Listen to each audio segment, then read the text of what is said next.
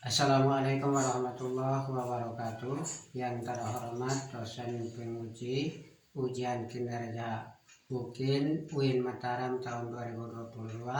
Perkenalkan, nama saya Abu Bakar Snae, guru pendidikan agama Islam pada SMK Miftahudin Waekam, Kecamatan Amanuan Timur, Kabupaten Timur Tengah Selatan, Provinsi Nusa Tenggara Timur.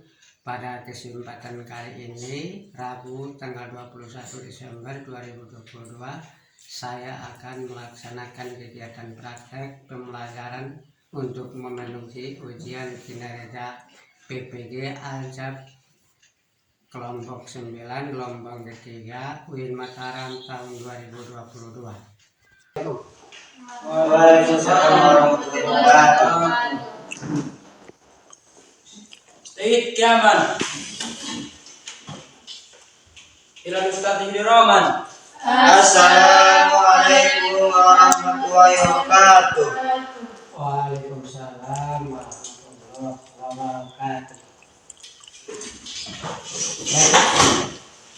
Adik-adik, hari ini ada sehat-sehat semua kok? Sehat, Pak. Alhamdulillah. Kira-kira kehadiran adik-adik ini pada hari semua atau tidak? Adik semua. Hadir semua ya.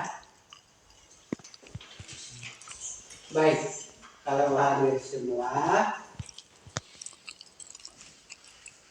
kita punya materi hari ini berjudul Meniti Hidup dengan Kemuliaan, ya. Meniti Hidup dengan Kemuliaan.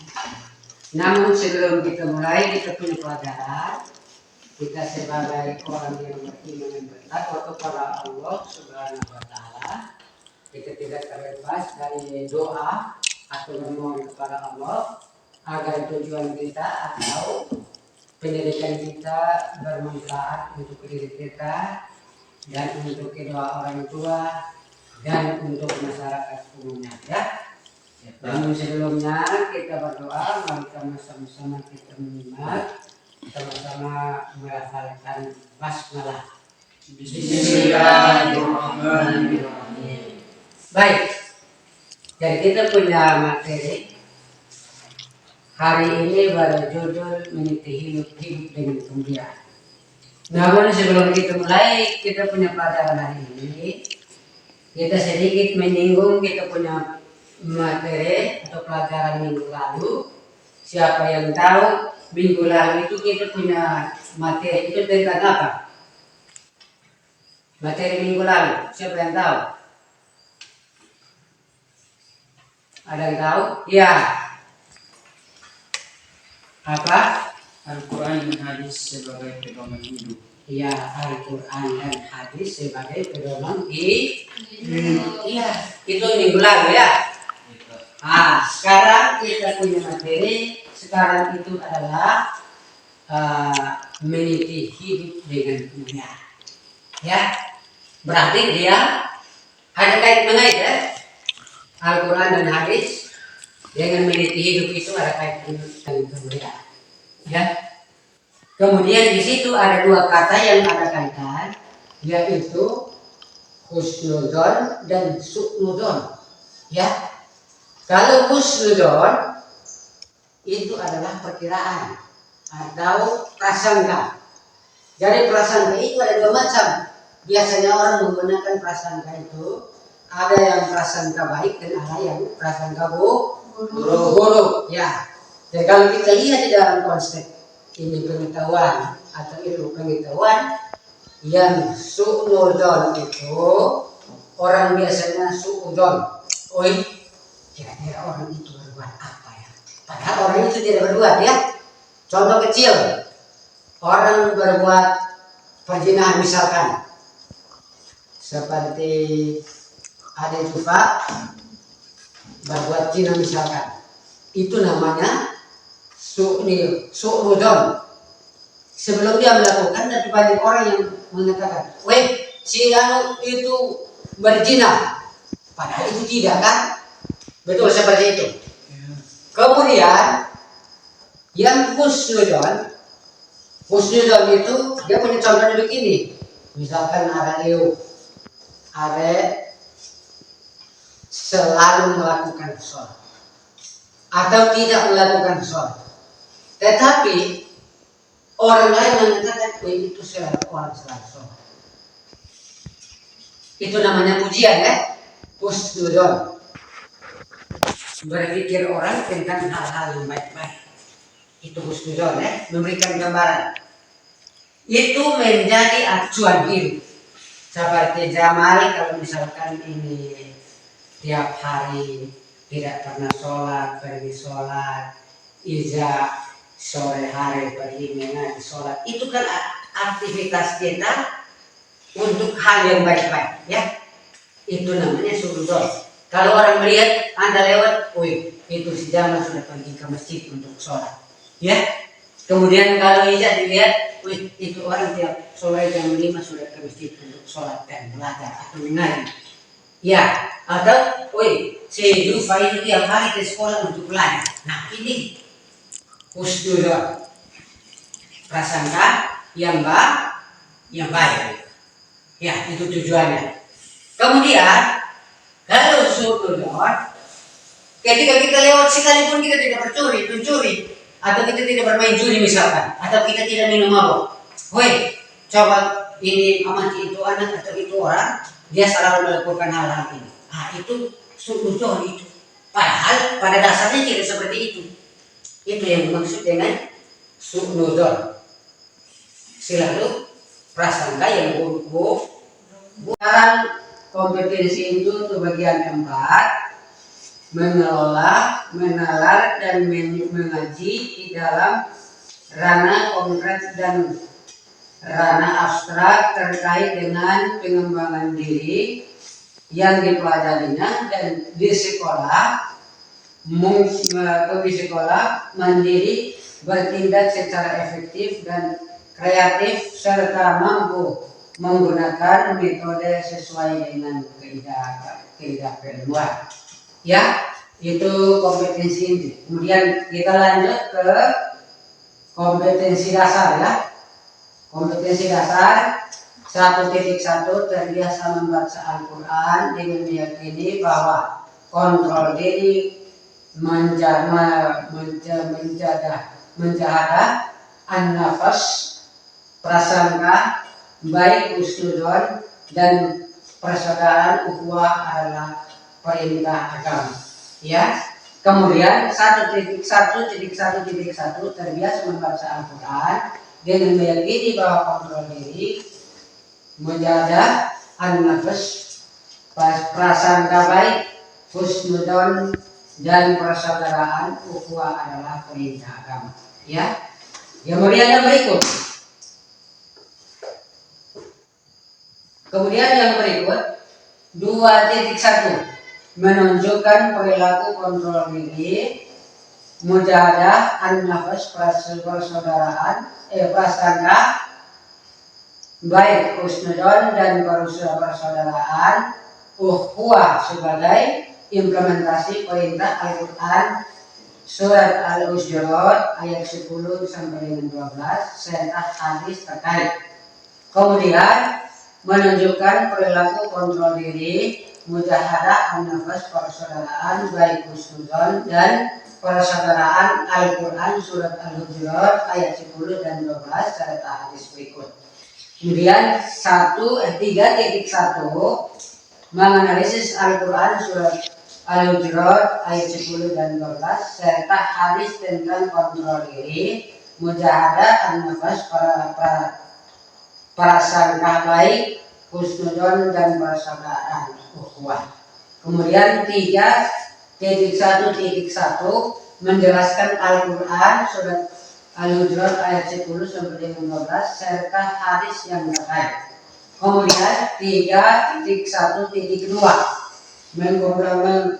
mengkelompokkan ayat dan hadis tentang kontrol diri, mujahadah, an-nafas, persaudaraan, ukhuwah dan prasangka baik, husnudon. Kemudian 3.1.3 mengidentifikasikan perilaku kontrol diri, mujahadah, an-nafas, persaudaraan, ukhuwah dan prasangka baik, husnudon di dalam kehidupan sehari-hari. Ya. Kemudian yang berikut 1.3.1.4 memberikan contoh sikap kontrol diri, mujahadah, nafas, persaudaraan, ukhuwah dan prasangka baik, husnudon. Kemudian 3.1.5 merumuskan manfaat dan ukhuwah, kontrol diri, mujahadah, nafas, persaudaraan, ukhuwah dan prasangka baik, husnudon.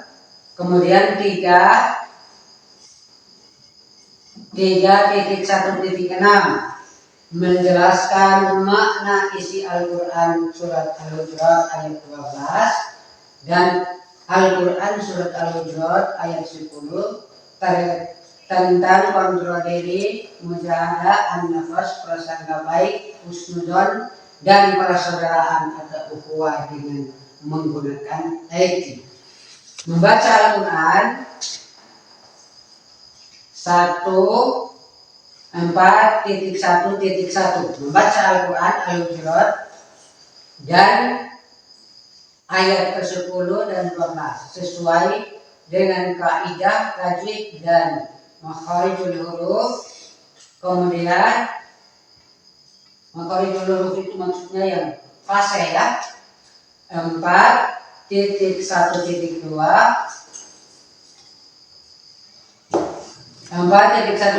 mendemonstrasikan hafalan Al-Quran surat Al-Hujurat ayat 10 dan 12 dengan fasih dan lancar ya.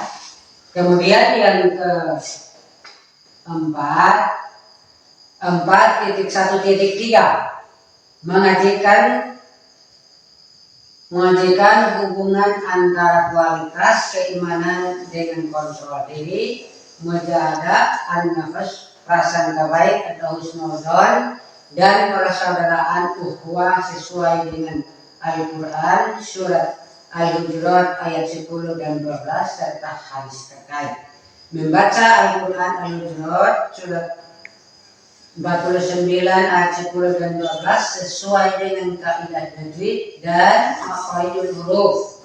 Menghayati model jenis cara membaca indah Al-Quran surat Al-Hujurat ayat 10 sampai 12. Kontrol diri, mujahadah, an-nafas, prasangka baik atau husnudon, persaudaraan atau ukhuwah. Kemudian yang berikut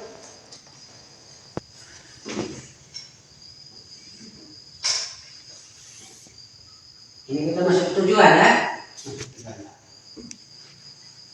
Iya. Sebelum kita masuk kita punya materi yang berikut, saya ingin tanya yang tentang Al-Quran surat Al-Hujurat ayat 10 sampai 12 itu dia tentang husnudon dan su'nudon. Tadi saya sudah cerita gambaran ya. Kira-kira apa maksudnya itu? Apa? Kira-kira ada yang bertanya tentang su'nudon dan husnudon? Kira-kira ada yang bertanya? Baik. Memperkenalkan diri adik dan kita lanjutkan.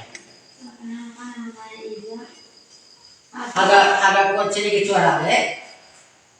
Perkenalkan nama? Faiza. Ya, terima kasih Faiza.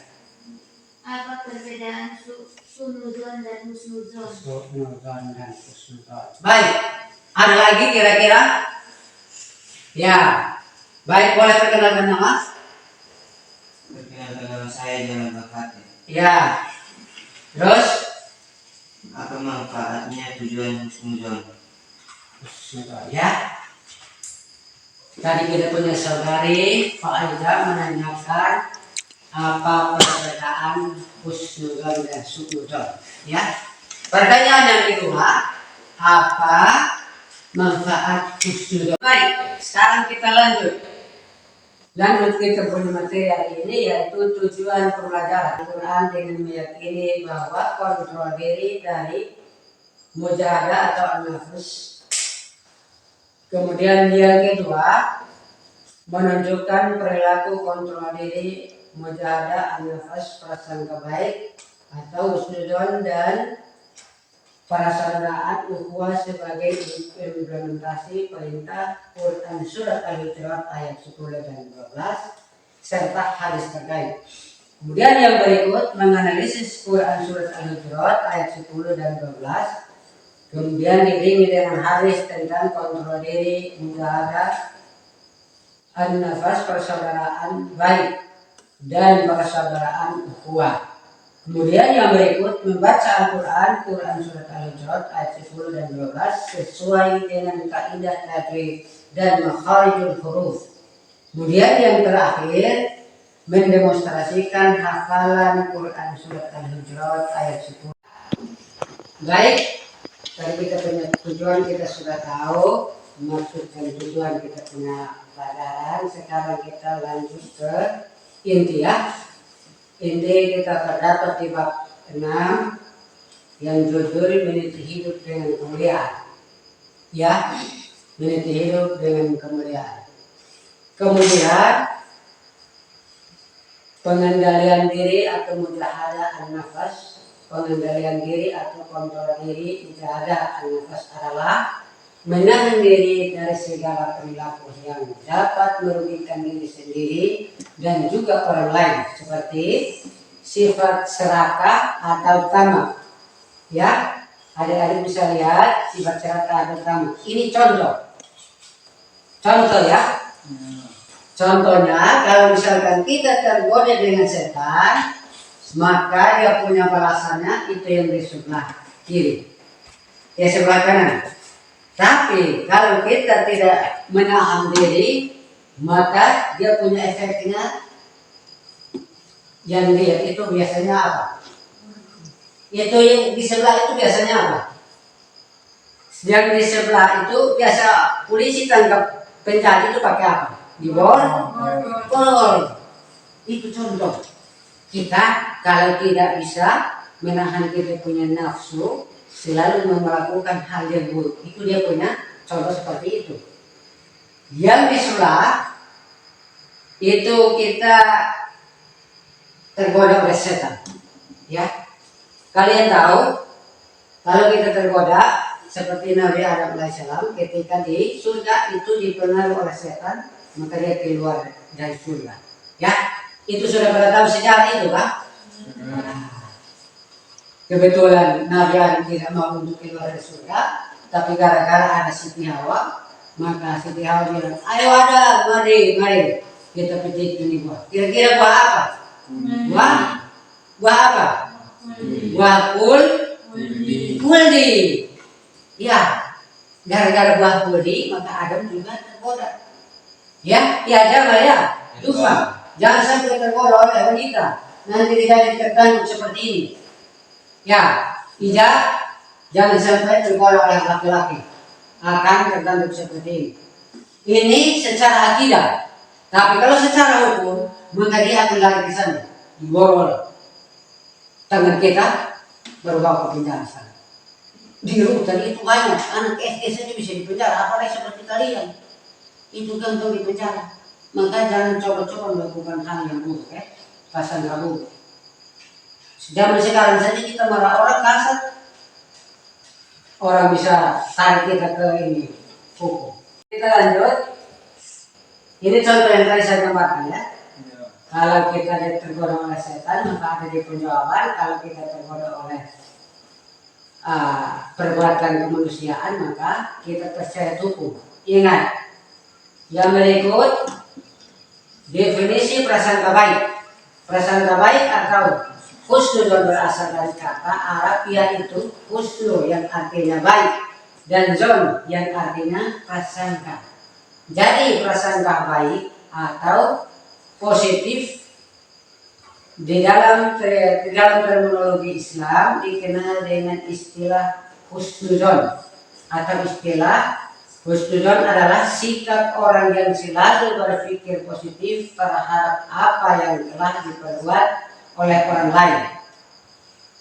Lawan dari sifat ini adalah buruk atau buruk sangka, su'nuzon, yaitu menyangka orang lain melakukan hal-hal yang buruk tanpa adanya bukti yang benar. Ya, tadi sudah saya contohkan toh, prasangka buruk.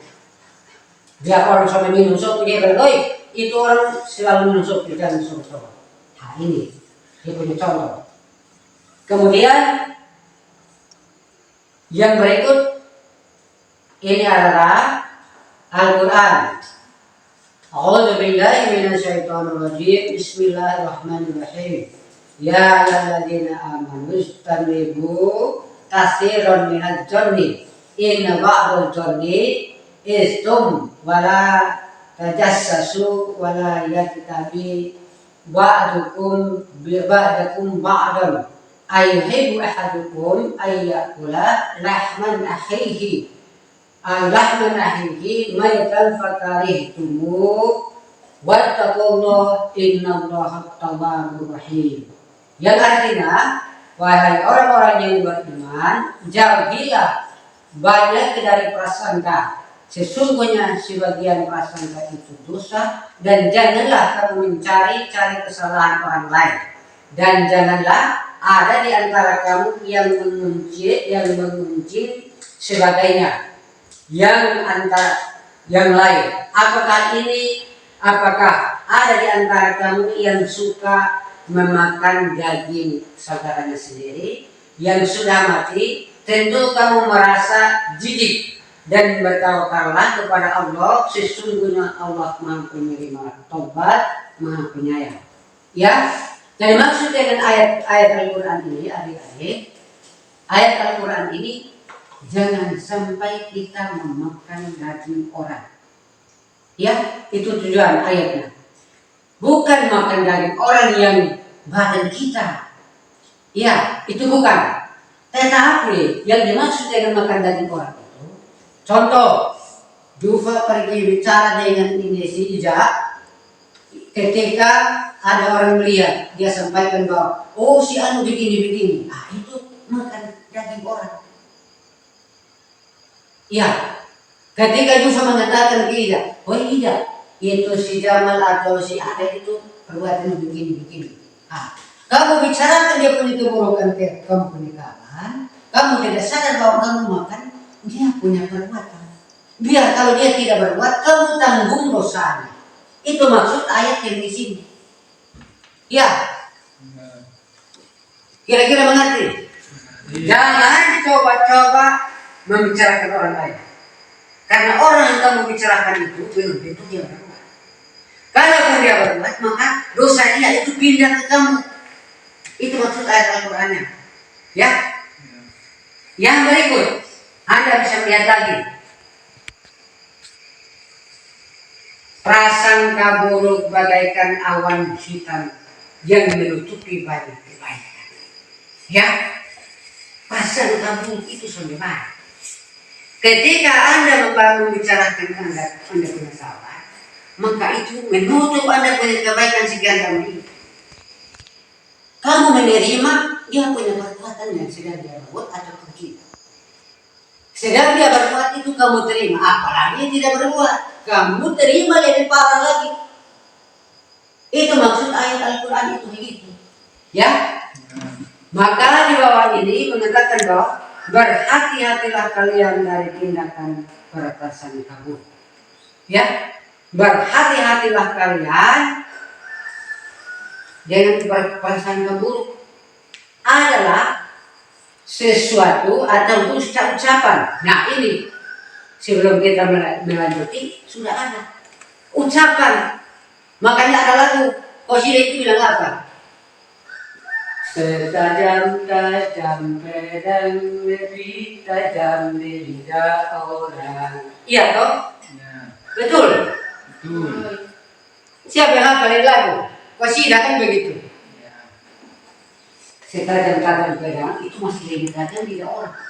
Ini ayat Al-Quran yang menerangkan demikian. Ya, jadi kita sebagai pelajar jangan coba-coba kita melakukan hal-hal yang buruk, dan jangan coba-coba kita suudzon terhadap teman. apalagi kepada orang lain yang dia tidak kenal. Masa si dosa dia mencerahkan orang lain yang dia tidak kenal, kemudian dia memakan dagingnya? Tidak, tidak masuk di akal tidak kita sebagai orang yang waras. Itu menurut ajaran kita. Ya, jadi tolong adik-adik bisa mengerti itu.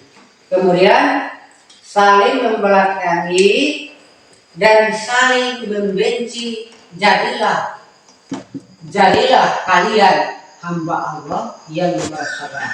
Ini hadis riwayat Bukhari. Saya kita lihat itu hadis ya.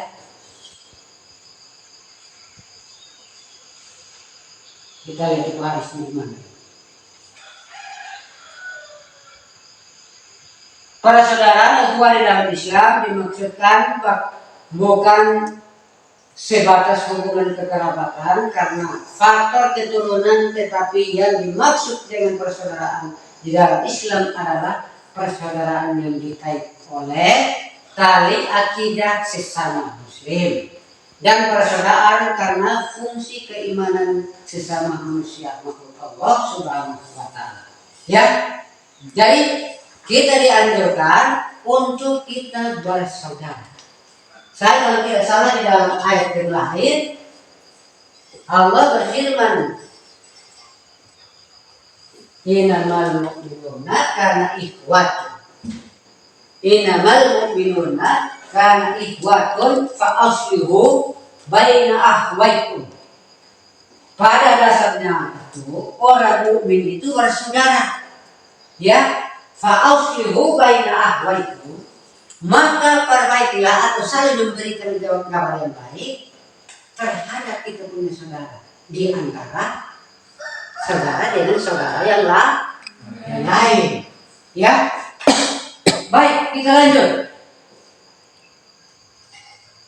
Ini ayatnya.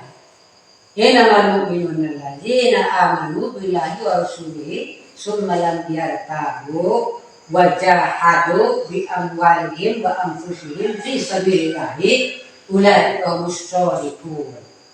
Ya, orang-orang yang beriman itu sesungguhnya bersaudara, sebab itu damaikanlah perbaikilah hubungan antara kedua saudaramu itu dan takutlah terhadap Allah supaya kamu mendapatkan rahmat.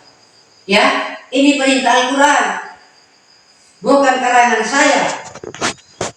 Jadi orang yang beriman itu sesungguhnya bersaudara.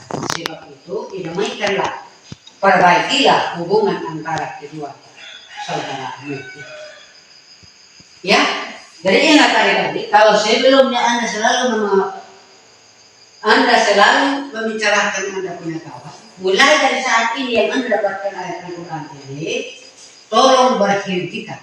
Ya, maka ayat yang tadi yang pertama itu mengatakan bahwa jangan coba-coba memakan saudara kamu punya daging sendiri. Ini kaitan dengan ayat ini. Ya, yang berikut kita lihat itu contoh berikut.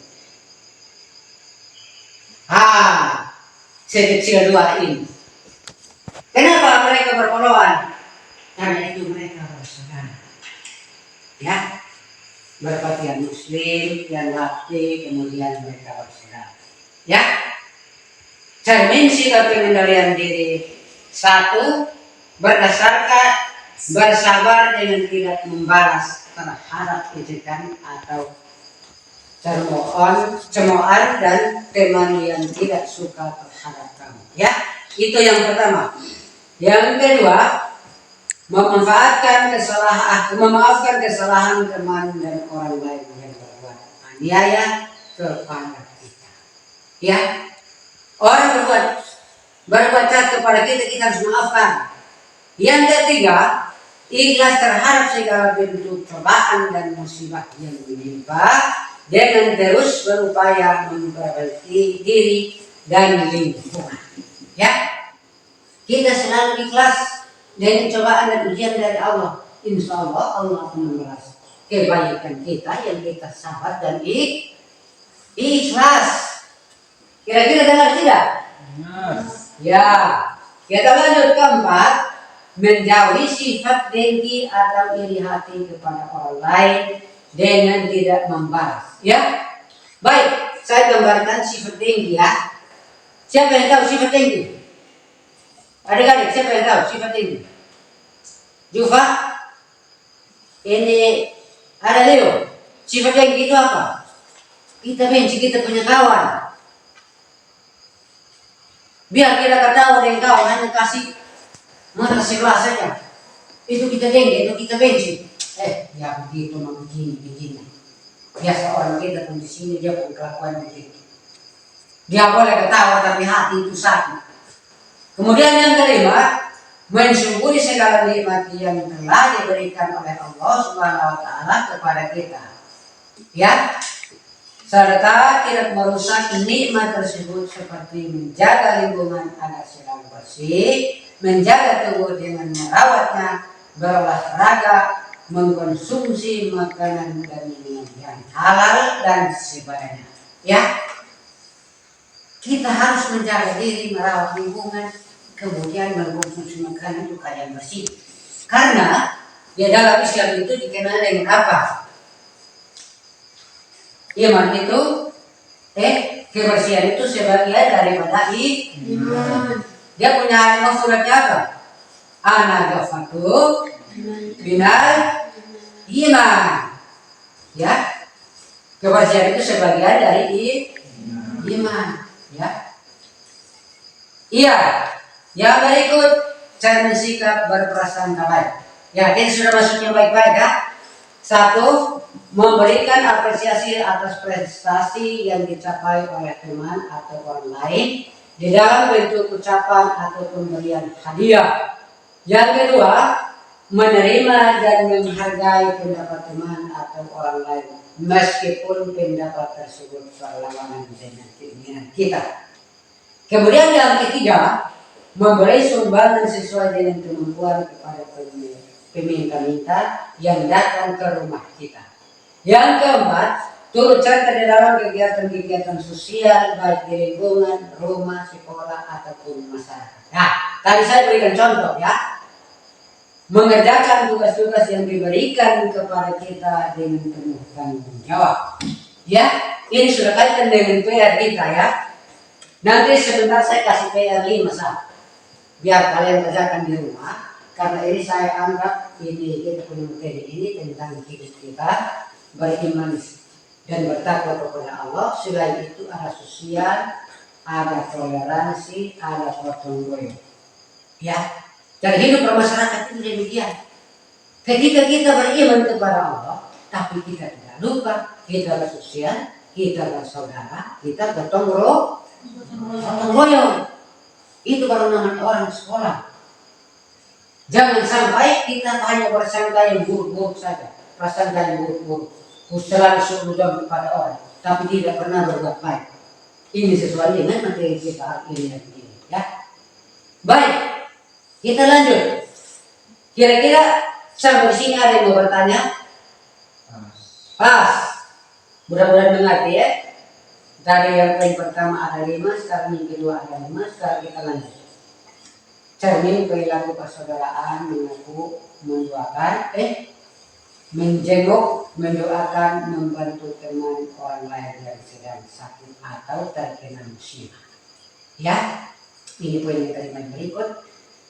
Menjenguk orang itu biasanya kalau kita sakit atau Anda sakit ketika kawan datang, aduh kasihan sakit kawan. Itu nanti kita merasa bahwa saya sampai sakit kawan datang dengan sakit.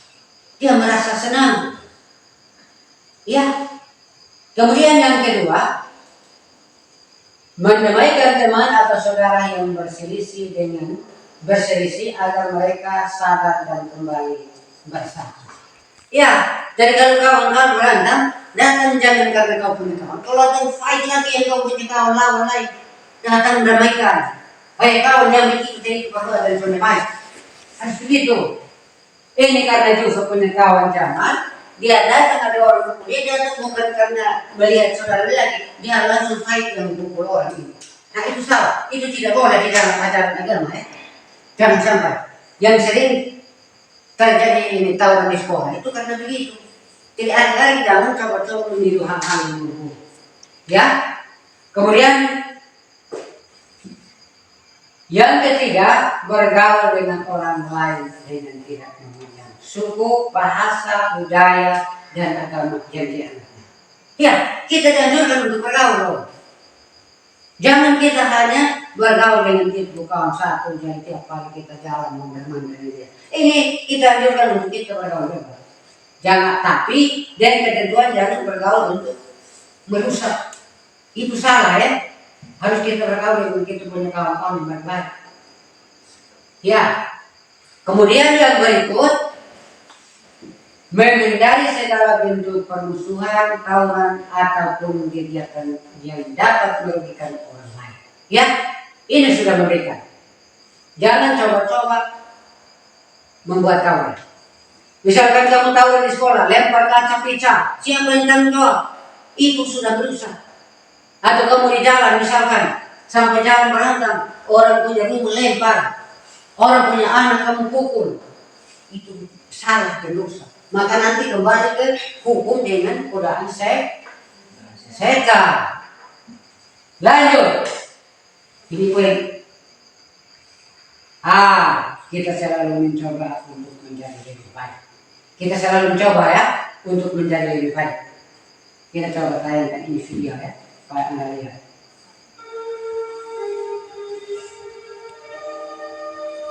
Kamu lihat ya? Semua yang kita lakukan hari ini adalah untuk mempersiapkan masa depan. Ya. Memang tak ada kemudahan, selalu ada rintangan, tantangan, dan perjuangan. Motivasi. Baik, kita punya materi sudah berakhir. Sedikit saya kasih kesimpulan. Nanti habis itu baru kita tayangkan video untuk kita lihat kita punya perilaku sehari-hari. Ini menjadi salah satu contoh ya. Jadi yang dimaksud dengan beberapa poin, kalau saya tidak salah 15 poin yang kita sudah pelajari, itu adalah menjadi acuan untuk hidup kita. Menjadi acuan. Dan kalau kita selalu melakukan hal-hal yang baik, maka akan mendidik dia punya hasil yang baik. Tapi kalau kita selalu melakukan hal-hal yang buruk, maka akan petik hasil juga buruk. Contoh, tadi kita kena godaan. Setan juga siap untuk menerima kita di dalam godaan. Sedangkan hukum juga siap untuk menerima kita di dalam hukum. Jadi kita hidup itu selalu diintimidasi dengan hal-hal yang tidak baik. Maka sebagai orang yang belajar, jangan coba-coba melakukan hal-hal yang buruk. Sesuai dengan ajaran Al-Quran dan Al-Hadis. Itu ada kaitan. Itu kemudian diiringi dengan prasangka baik dan prasangka buruk. Pada dasarnya manusia itu kalau melakukan hal yang baik, maka dia akan tempuh dengan baik. Tapi kalau melakukan hal yang buruk, maka dia akan tempuh dengan yang buruk. Contoh, Anda boleh sembunyi minum sope, sembunyi membicarakan kawan, sembunyi berbuat sesuatu, pencuri misalkan. Anda pencuri, satu kali tidak ketahuan, dua kali tidak ketahuan, ketiga pasti ketahuan. Ya, jangan anggap bahwa saya anggap kawan penipuan personal, biar saja. Jangan coba Anda bisa ulang 2-3 kali. Kalau 2-3 kali tidak ditangkap, kalau menerima saya. Ya, karena itu hal yang buruk. Allah selalu melihat kita di dalam hal berbuat yang baik dan buruk. Kalau kita melihat membuat hal yang buruk, akan terpetik di punya buah. Ya, kalau kita berbuat hal yang baik, maka akan petik buahnya juga bagus. Contoh misalkan Anda berpendidikan dari SD, SMP, SMA sekarang, ya, itu sudah tingkat mengenal. Anda bisa merasakan dan bisa memberikan contoh.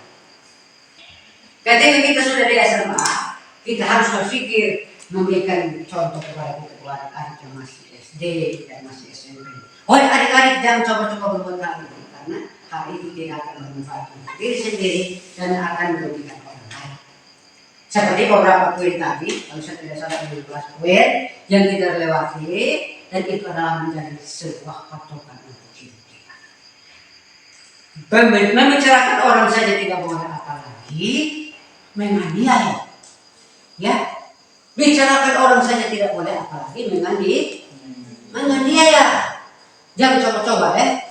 Itu ajaran agama dalam Quran. Surat apa tadi? Surat Surat Al-Hujurat ayat 10 sampai ke 12. Ya, ingat. Karena kita sebagai orang tua, kita melangkah harus hati-hati, melihat harus hati-hati, dan bertindak pun harus hati-hati. Karena itu adalah salah satu perbuatan yang akan mencelakakan kita, baik di sekolah maupun di rumah. Kenapa demikian? Karena namanya keburukan, mau di rumah mau di mana pasti kena. Namanya kebaikan, mau di rumah mau di mana pasti dia menunjukkan hal yang baik. Jadi baik, mungkin kita punya kesimpulan sampai sini. Kita coba tayangkan video yang ada di dalam kuesioner ini, mudah-mudahan ini menjadi contoh baik untuk kita, biar kita menyaksikan dulu juga kita manusia biasa yang tidak terlepas dari namanya khilaf dan dosa, tapi kita hanya bisa berusaha untuk berbuat baik. Maka kita dicontohkan di dalam satu video ini. Semoga ini menjadi satu contoh untuk kita hidup ya. Nah, coba Anda bisa membayangkan ini seorang ayah dengan seorang anak. Semua yang kita lakukan hari ini adalah untuk mempersiapkan masa depan. Iya. Memang tak ada kemudahan, selalu ada rintangan, tantangan, dan perjuangan. Motivasi terbesar kita adalah orang-orang yang kita sayangi. Kita selalu mencoba untuk menjadi lebih baik dengan penuh keikhlasan dan dalam setiap detik. Masihkah kita perlu? Kita menjawab bahas diri Anda. Buanglah semua beban kasih dan atas diri Anda. Raihlah apa yang menjadi keinginan Anda dengan penuh semangat, dengan penuh keyakinan. Yakinkan diri Anda bahwa semuanya bisa Anda raih.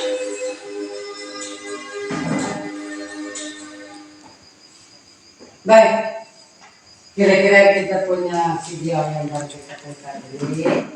Mudah-mudahan menjadi acuan untuk kita hidup,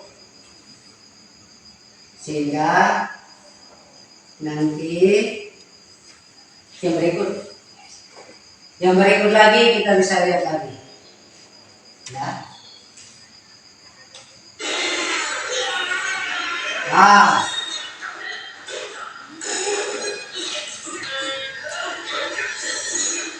Kamu lihat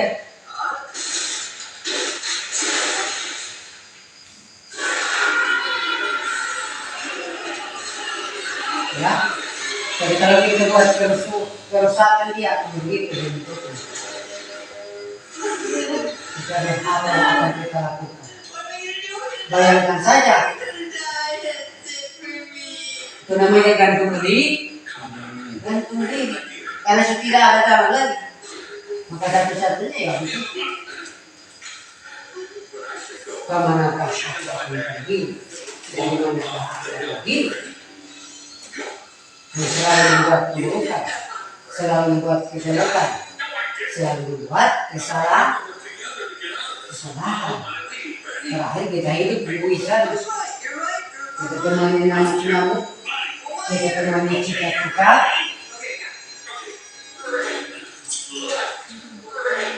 Kita teriak sampai dimanapun orang mendengarkan. Maka boleh terjadi sampai hidup ya. Kiri kanan kita susah.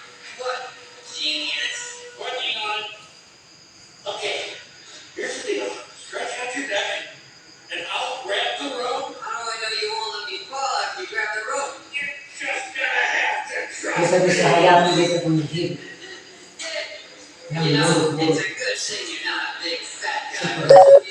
Kalau tidak akan sulit sekali. Betapa susahnya hancur berhasil. buruk.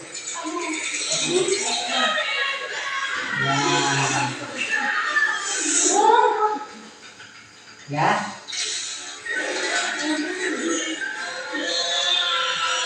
Bayangkan saja.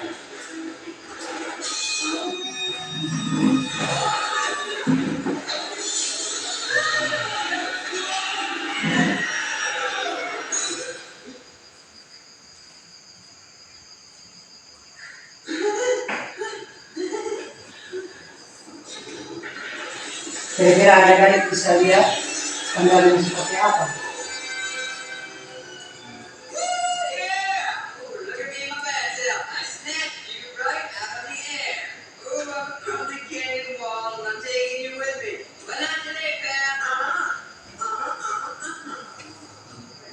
Just saving my life. So I do it. What? That there is some good. Ya, sekarang kita lanjut. Ini yang tadi yang baik-baik, sekarang yang buruk-buruk. Nanti kita lihat yang ketiga, kira-kira seperti apa.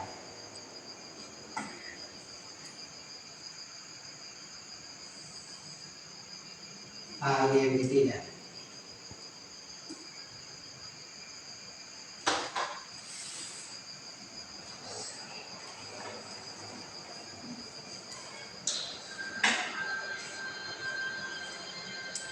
Kira-kira apa ini? Kita bisa melihat.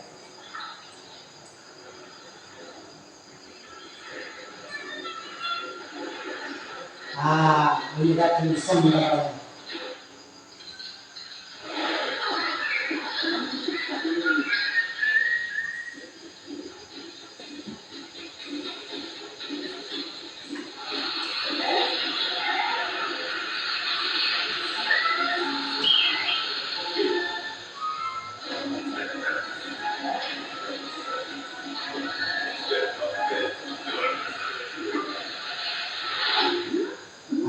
Itu sudah disandar.